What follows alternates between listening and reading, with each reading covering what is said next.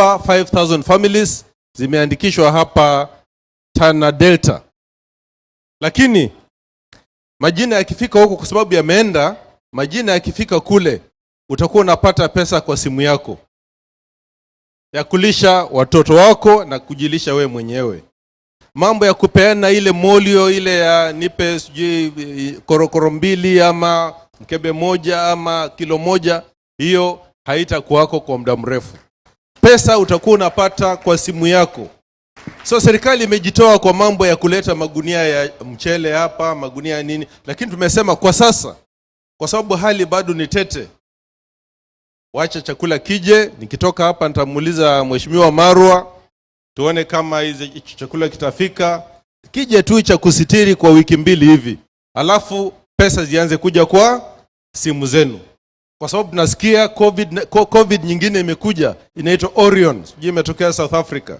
Hiki kitu hakitoki hapa, kipo kwa wanadamu, na tusipojichunga itatusumbua kwa siku nyingi.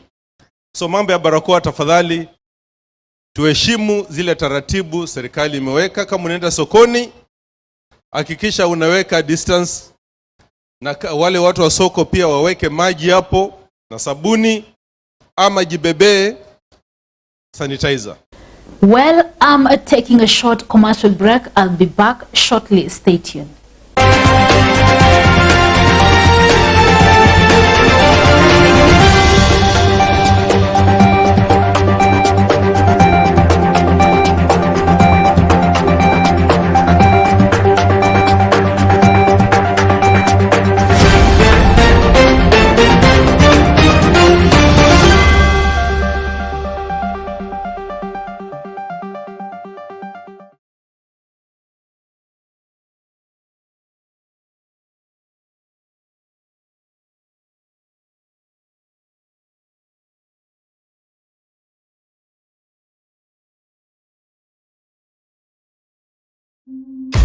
The following program is rated MG.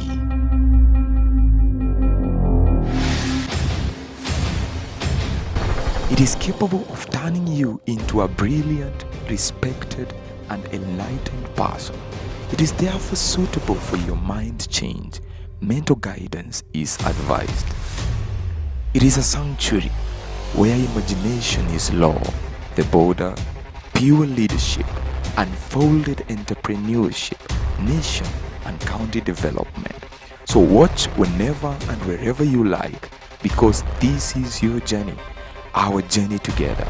Watch Africa Dialogues every day on Maisha TV. I just want to hear from the crowd. What do you think when you hear Africa?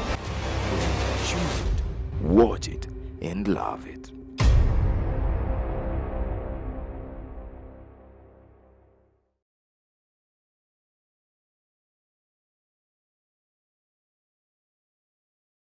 Nyinyi mko na noti ya 10k moja na it can only buy a chicken. Kuna wale ambao wameiba mali ya umma, wale watu wa seminar na retreat. NASA died. I'm a man of God. I prophesy NASA is dead. Tena iko shetani fulani anatuambia turudi nyuma tena kwa hiyo ndoa. Mimi ningependa tafadhali mtuombee leo ile ndoa ya NASA. Tafadhali apostle mtuombee party leader wetu wasirudi huko. Because ukiangalia time ya budget, It's the poorest county. Wale ambao wanajiweka mbele kwamba ni mafarasi ndio watu ambao watatupotosha katika hii nchi ya Kenya. Wao wanataka watutumie kama vibarakala, tuwapatie uongozi, hakuna manufaa tutapata kwao. And now you have, let's say, 20 million who will leave back. How do you bank that money again? I'm telling you, the culture of selling stuff in Western Kenya, any asset must be sold, any liability must be sold. Have you seen for the past 2 years what this man has been going through? Every time he has to come out and explain things, and the people who are putting him in these problems, what could do? Western Kenya needs a think tank. Hizo ndo farasi mbili tunatarajia, lakini hao wengine tumechoka nao. Maana mtu kama baba hauwezi kuwa unapewa penalty kila wakati au ufungi bao na bado timu inakupatia penalty. Sisi tumempigia ya kutosha. Tayari kusimama na Musalia liwe liwalo, kama vile baba aliposimama na watu wake wa Kisumu, akasema hata akisema ati ende uanguke kwa kisima, anaanguka kwa kisima ati juu baba amesema. So mimi pia niko ready kusimama na Musalia Mudavadi. Sasa wanamsumbua rais, badala ya rais kufanyia kazi wa Kenya. Sasa rais amekuwa ati anashughulikia watu watano hapo kujaribu kuwapanga na tamaa yao.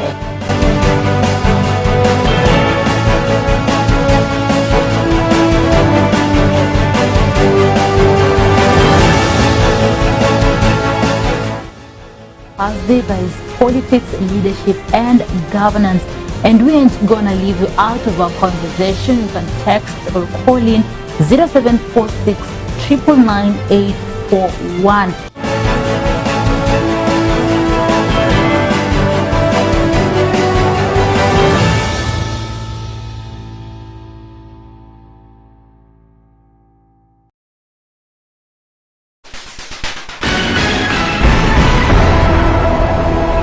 Together, recently, the security sector. At the moment, we've just finished the build, so the program will roll out. Radical transformation now.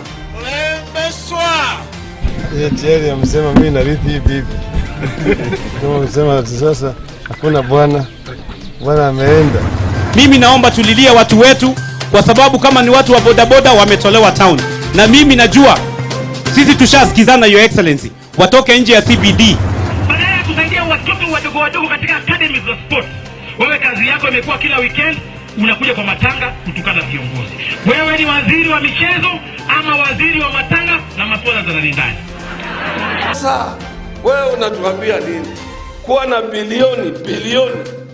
Na hii bilioni utafanyia nini kwa ajili siku ile wewe kuondoka duniani? Pahali wewe utawekwa ni pahali kidogo sana. I have no problem. I have full confidence in the agencies that we have to do their job. People are out there bandying my brother yesterday. Me, I've said, if he's guilty, aendelee. Lakini hata nyinyi mkuwe na mshike rada. Sasa nyinyi wakati ya kufanya kazi mnasema tafuta Ruto, lakini siku ya kupiga kura mnaniambia tipping. Sasa nyinyi kweli mko na plani gani?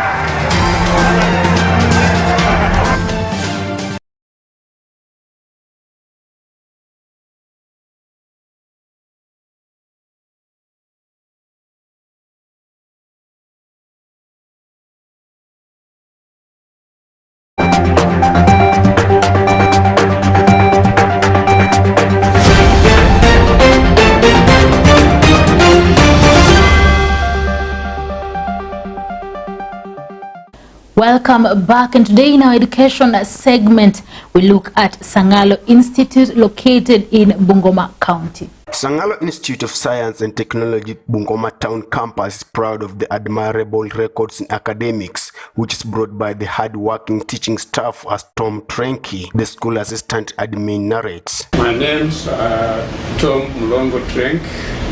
I working in Sangalo Institute of Science and Technology as the administrative assistant at Town Campus.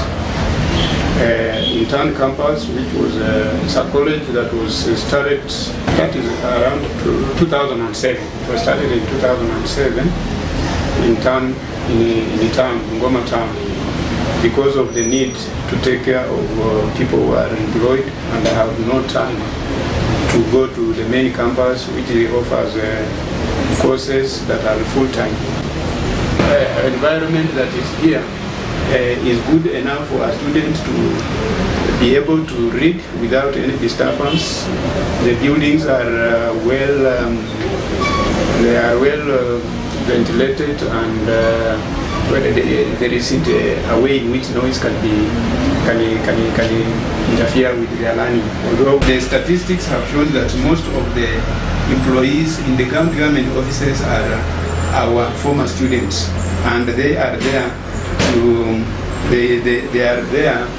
to give a record or a report on what we have done physically.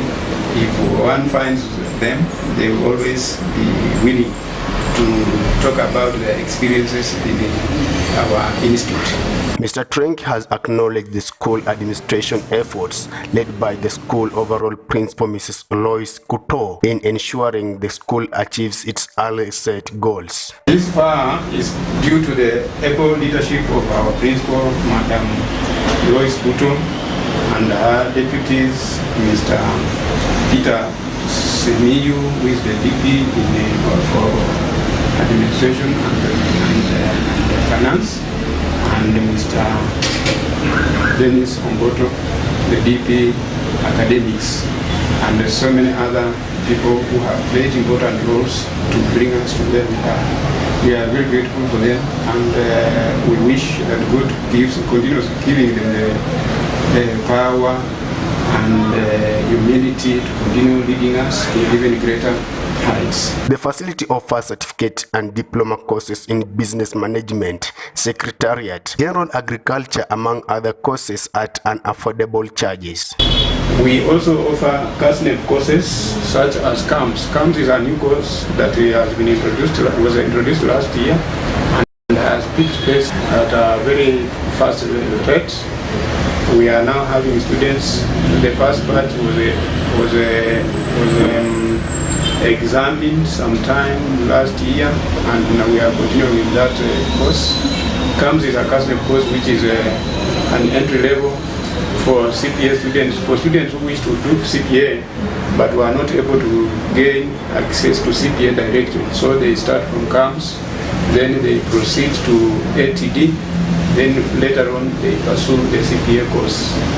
We also have courses that are offered that are examined by NEC, such as certificate courses in secretarial, certificate courses in business management, certificate courses in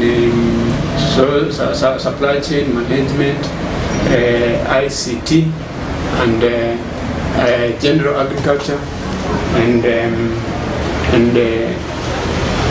library studies.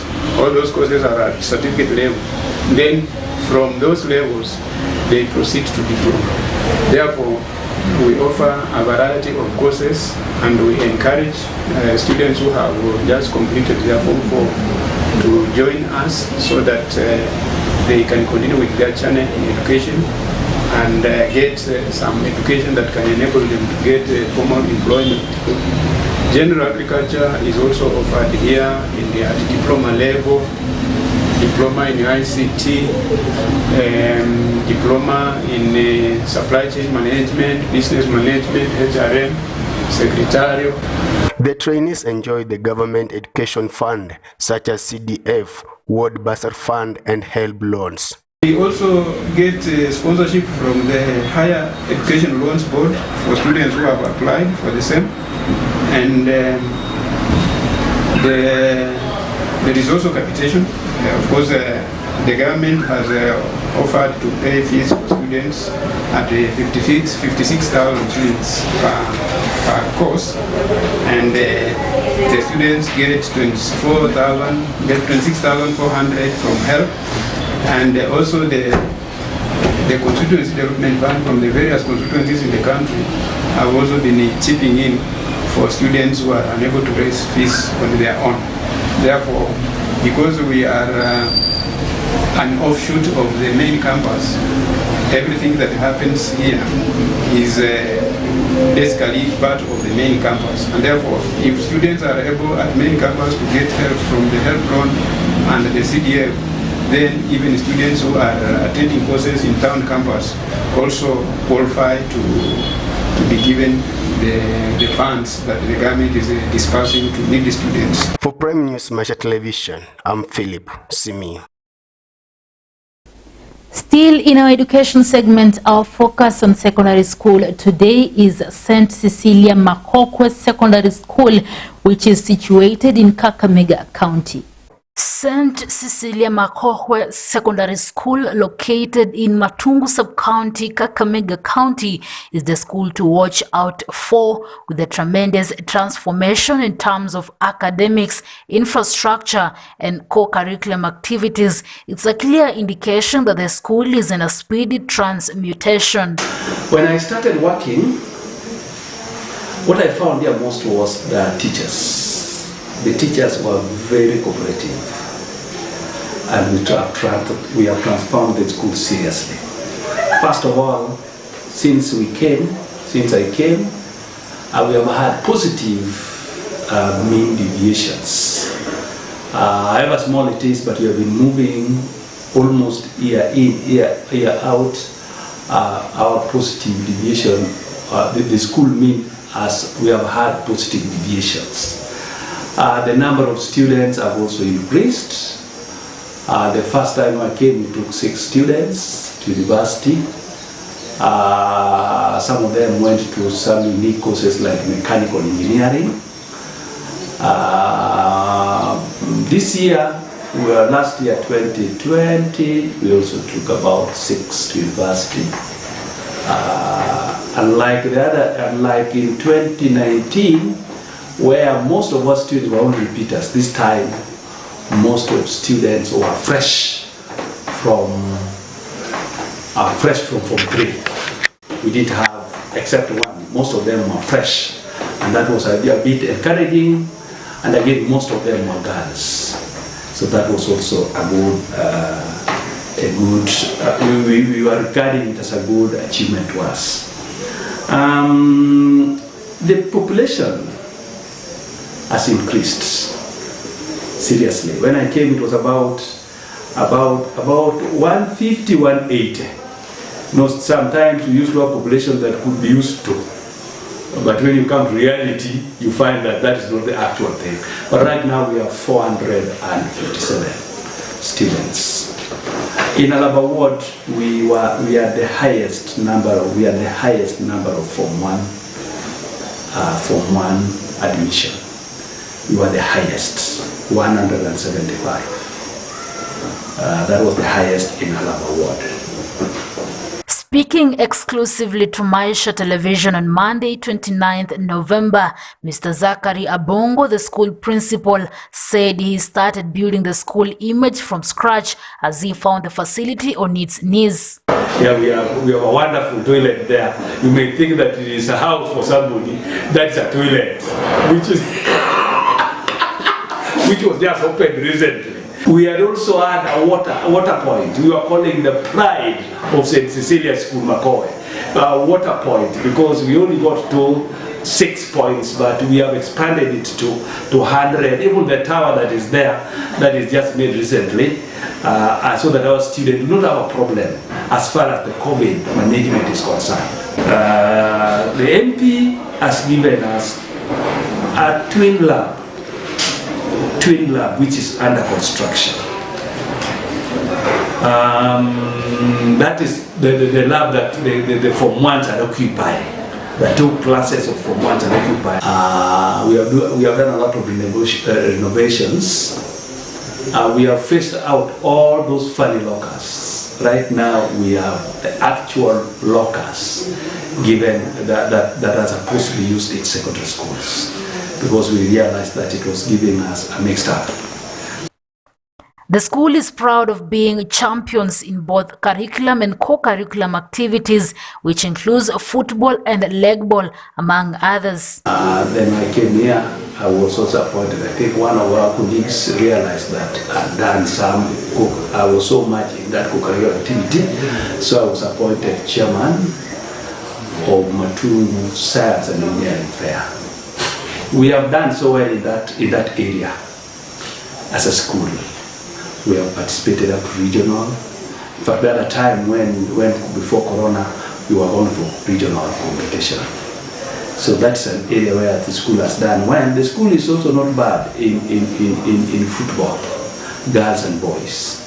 Yeah, though we have not been going so far, but locally here, we have been a force to reckon with. According to the school DOS, Mr. Brian Eboso, the school has put in place various strategies in academic departments in order to secure the top position in the national and internal examinations. I'm the school director of studies of St. Cecilia Makokwe Secondary School. I'm also a classroom teacher and I teach mathematics and chemistry. In our school, we have quite a number of academic programs which are geared to helping our learners to become better people in the society. You realize with the nature of our school, we receive learners who we can call the low achievers. So we have to put up academic programs which help our learners to perform a bit better and expose their abilities fully. Some of these programs include those remedial measures that help us to make our learners achieve at least and retain the knowledge as we give to them. Maisha TV.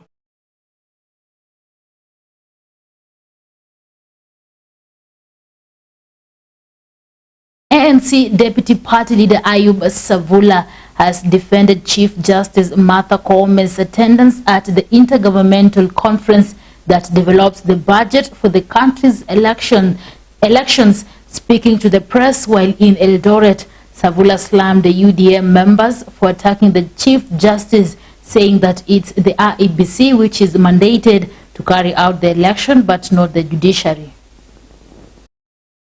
Honorable Lady Justice Martha Koome, who is the President of the Supreme Court of Kenya, continues to battle fresh political dynamics due to her involvement in the Intergovernmental Committee on Election Preparedness on Tuesday.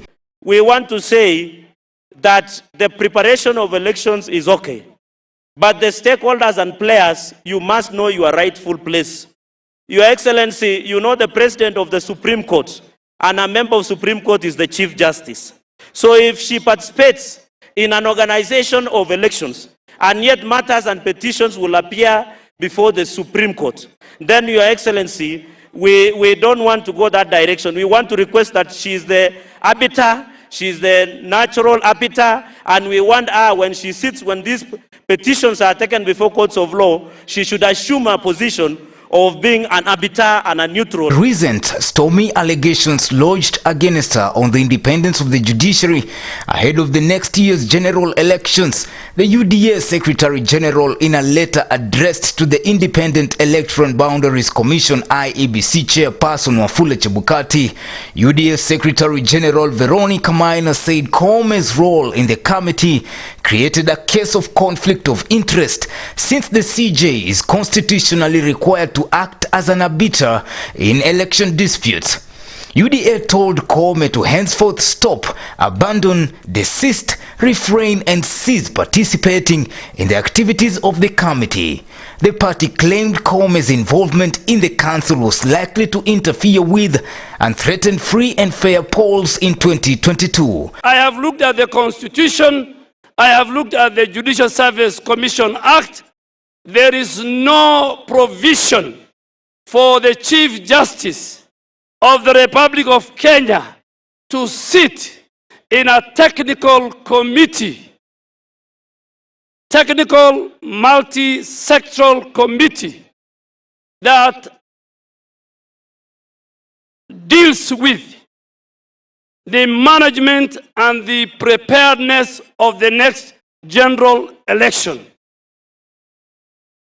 It never happened since independence. The only institution mandated to conduct free, fair, and peaceful election is IEBC, led by Wafula Chebukati, under Article 88 of the Constitution. Madam Chief Justice and the President of the Supreme Court, you cannot wear two hats. That you are preparing elections, you sit in the preparation of elections, and when the elections are over, you want to wear another hat as an independent judicial officer in the determination of the presidential election. So tunakwambia awachana na wale hiyo maneno. When I woke up this morning, I was a little discouraged because I was attacked. They have alluded to an issue revolving around the Chief Justice attending intergovernmental meeting that prepares the budget and the smooth flow of election in this country. The Chief Justice sat in that meeting because she's the head of an arm of government. She's the head of the judiciary. The judiciary is involved in matters of the election because at nomination stage, when there's a fallout between members of a political party, the dispute resolution ends up in the court at the nomination stage. I don't know the fears by UDA because IEBC is totally independent. The Chief Justice chaired the committee alongside Interior Cabinet Secretary Fred Matiang'i, his ICT counterpart Joe Msheru, and Attorney General Kihara Kariuki. The Chief Justice Martha Koome has faulted the United Democratic Alliance, though, for asking her to resign from the Technical Working Committee for Election Preparedness. The CJ, who spoke during the annual devolution conference in Makueni County on Thursday, November 25th, said the committee is not made up of politicians who could compromise judicial independence. I ask myself now, the Judicial Service Act gives me the mandate to be the link for the judiciary with other government agencies and other arms of government. It also creates the National Council on the Administration of Justice, whose mandate is to collaborate and coordinate all the actors in the administration of justice to ensure that at the end of the day we render seamless services. So I ask myself, when I come now to meet politicians, what will they say about me? I am requesting our Chief Justice, our First Lady Chief Justice, ya kwamba don't fall prey, don't fall into the trap of political machinations of persons whom we know. Matiang'i and Musheru are not government officials who are impartial. Those are people we worked with them. They are the ones who are insulting Deputy President in every meeting. They have taken political side. They have chosen their presidential candidate. They have no business sitting with the Chief Justice, a Honorable Chief Justice of the Republic of Kenya, planning an elections. It is not possible. The independence of the judiciary should be underpinned in the Constitution. It cannot just be taken away.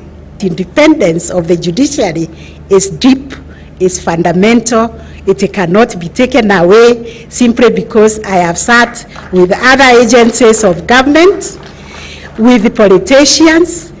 We are required by our Constitution to collaborate and coordinate our affairs. To rescue and to continue maintaining the independence of our wonderful judiciary, I want to ask Madam Koome, respectfully, being a junior advocate, her being my senior, I want to ask her with utmost humility, run away from those conmen pretending to be persons who are presiding over our elections.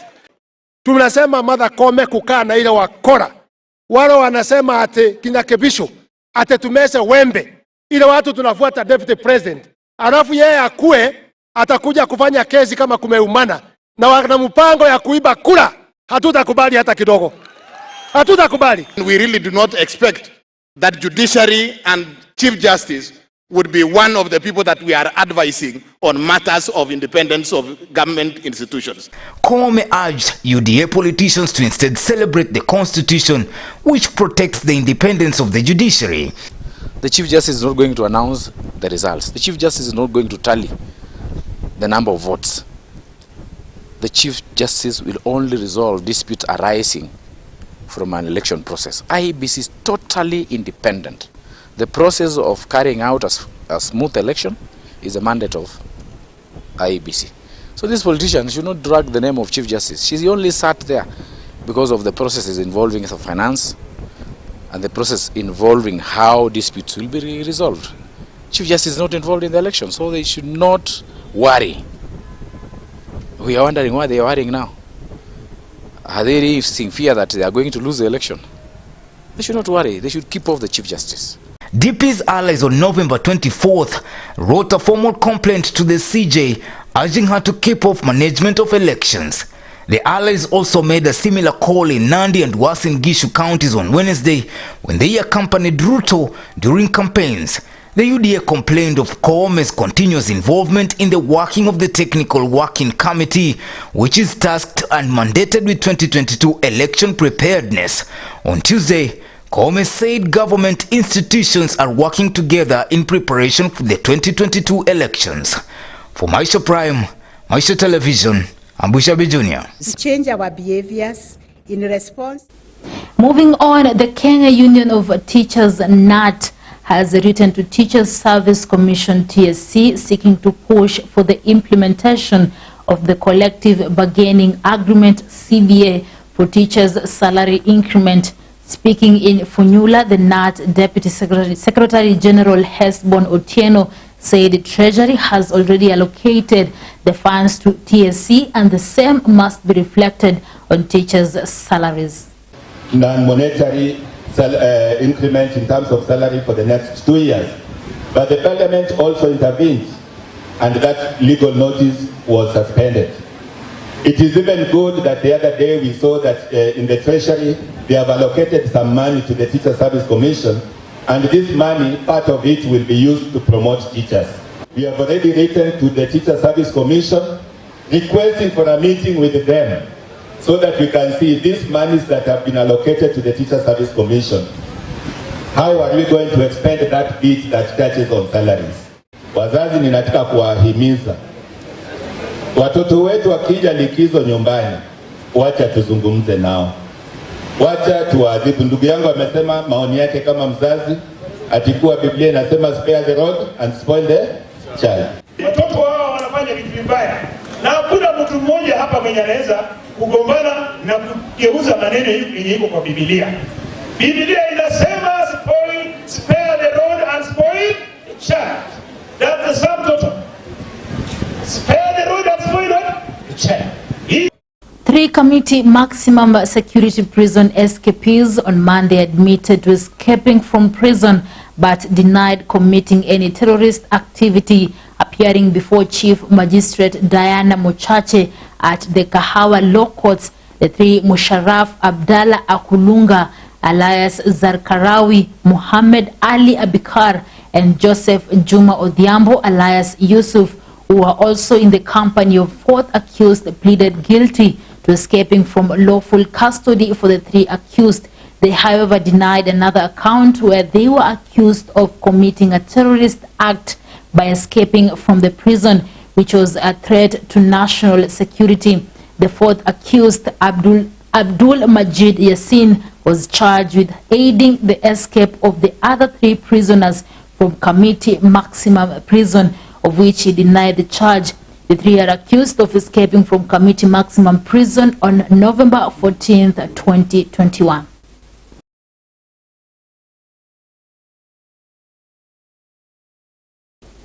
And efforts to stamp out cattle rustling in Nyamira County have gone a notch higher following the elevation of Borabu Deputy County Commissioner Michael Lesman to the County Commissioner. Lesman is credited with eliminating the vice along Borabu-Bomet border that was notorious for cattle rustling. The new County Commissioner, who replaces Amos Mariba, who has been transferred to Nyandarua County, has pledged to eliminate cattle rustling in the region. Hawawezi terrorize watu ya Nyamira na nikiwa hapa. Either wao waondoke ama mimi niondoke. Hatuwezi fanya kwa nyumba moja na wezi, that's not possible. Hata ukienda Transmara East or West utakutoa huko, hakuna mahali ataenda kujificha, mtu anaitwa mwizi. Tutatoa wewe mahali utaenda. Iba ng'ombe toroka kidogo wiki moja, hiyo wiki moja tutakufuata mahali utakuwa umeenda. Bwana Michael Lesma tulifanya naye hapa, hayo mambo yote mnasikia tumefanya wote. Tukishirikiana na maafisa wote wa usalama, tukishirikiana na nyinyi wananchi, tukiwa na support kubwa sana ya waziri wetu that Fred Matiang'i. And now let's get My Hustle, My Life, My Story by Anthony Osundwa.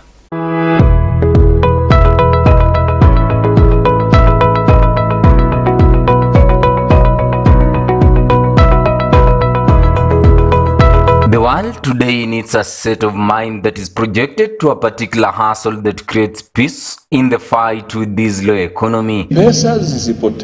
This also needs a lot of empowerment from other bodies like parents to youths or any other body that can show out economic direction. Atipunguza ushuru, ala, hiyo siwezi kupunguza. Tuweke watu waaminifu mamlakani. This will in turn lead to a well-developed economy which has a plan of what will happen in the future. Mama anatoroka saloon kwa sababu mambo ni magumu, lakini KRA imemfuata paka kwa jikoni. In Bungoma town, Bungoma County, we met Peter Maina, who owns the Witima apartment, which comprises of a restaurant and a bar plus other small businesses. So kwa majina ni Mukundi Maina Peterson, mkazi wa Bungoma County nchini Kenya. Biashara tunazo kadha wa kadha.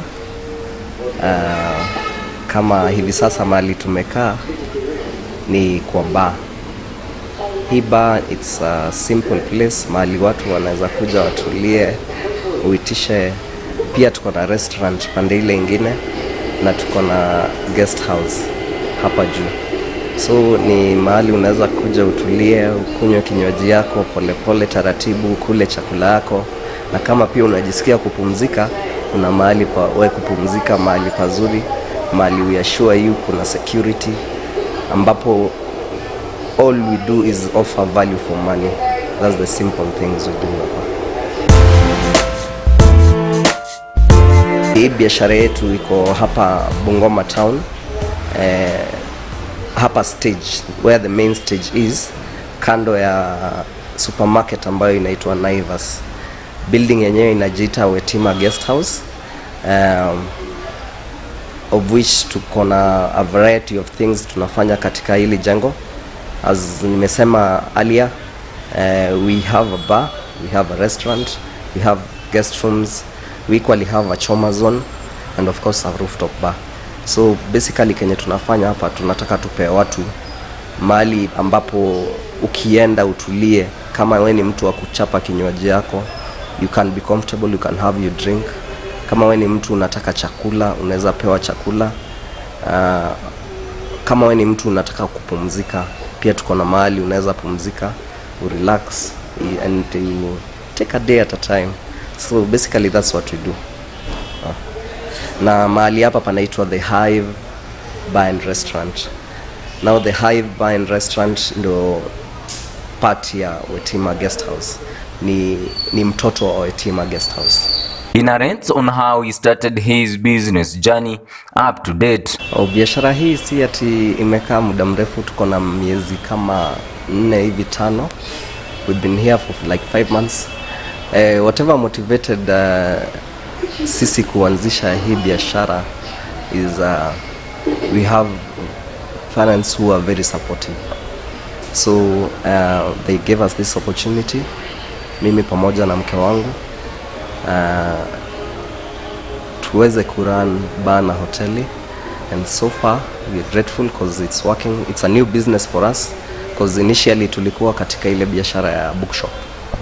Tumekuwa tukifanya biashara ya bookshop, tenda kidogo kidogo kwa shule, of which bado iko na iko katika county hii tu, lakini sio hapa Bungoma town, mahali kunaitwa Kimilili. Hapo ndo tulikuwa tunafanya hiyo biashara. Then after hii mahali imekuwa complete, tukaamua tukuje venture into new things, but nayo hiyo biashara nyingine bado inaendelea, still up and running, na it's still doing well.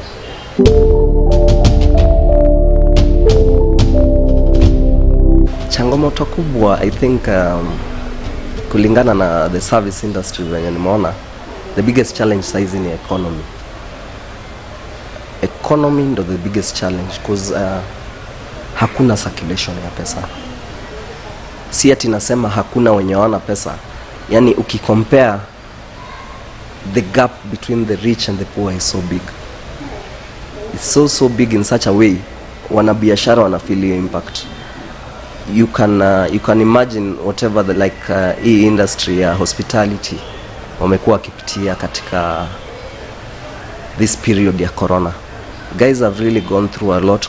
Kuna watu walipoteza kazi zao, clubs hazikuwa zinafanya, hoteli zilikuwa locked. So guys have really suffered and I think that's the biggest challenge yenye tunapitia saizi kama wanabiashara katika hii industry. Peter urges the government of Kenya to make sure they play their role in providing economic peace to any other business person in the country, away from parents also empowering the youths whenever it is possible. So I don't know what will happen, lakini serikali, I don't think that's something the county government can handle. I think any kitu national government inafai look into. They should give us a model in which pesa zinaweza kuwa kwa mifuko ya watu. Just empower people. Simple. I'm not saying that kuna model yenye already iko kwa akili, because personally naamini mavijana ni kufanya job. There's nothing that comes easy. Ufanye wera, my friend, gori tu, you'll just suffer. So basically you need to work, na tuache kudanganywa na wanasiasa, because I think the biggest problem as a country we are having is politicians talk to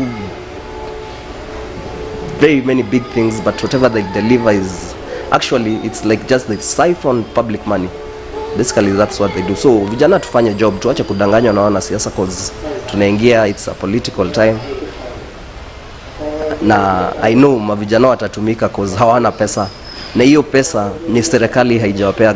The government is not empowering the youth.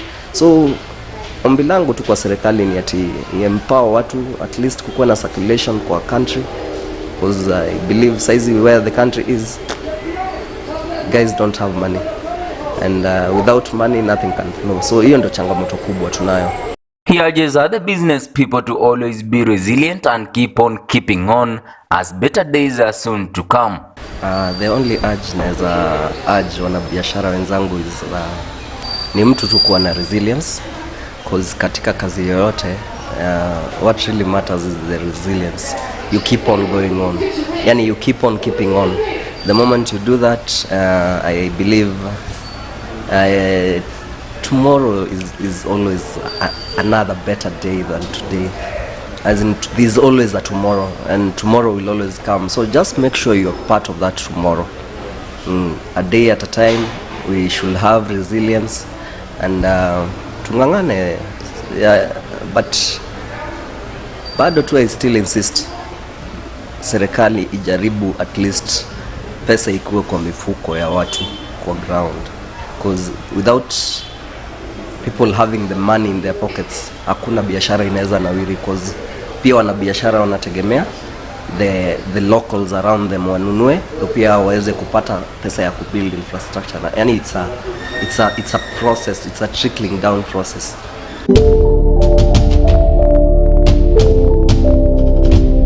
So serikali isaidie watu, sio kusaidia. I don't know what it will do. It's their work to make sure that citizens wake wako na pesa kwa mfuko.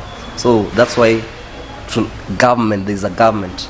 So the government should make sure at least there's money in people's pockets, and I believe everything else will be okay. Kwa wanabiashara, to have to your resilience, take a day at a time, everything will be back to normal. Venye President ameshinda akituambia, he's really trying to revive the economy. So let's hope for the best and hope we'll have a better tomorrow and a better Kenya for our future generations to come. Anthony Osundwa, Maisha Prime News, Maisha Television. Alright folks, thank you so much for keeping it here throughout the bulletin. That's all you had for today's Maisha Prime News. My name is Rida Chebet Karing, and just a reminder, there is an upcoming event, Heshima Awards 2021 edition. To apply, visit the website www.heshimaawards.co.ke, or you can call 0746 999 841 for more information. Enjoy the rest of your day.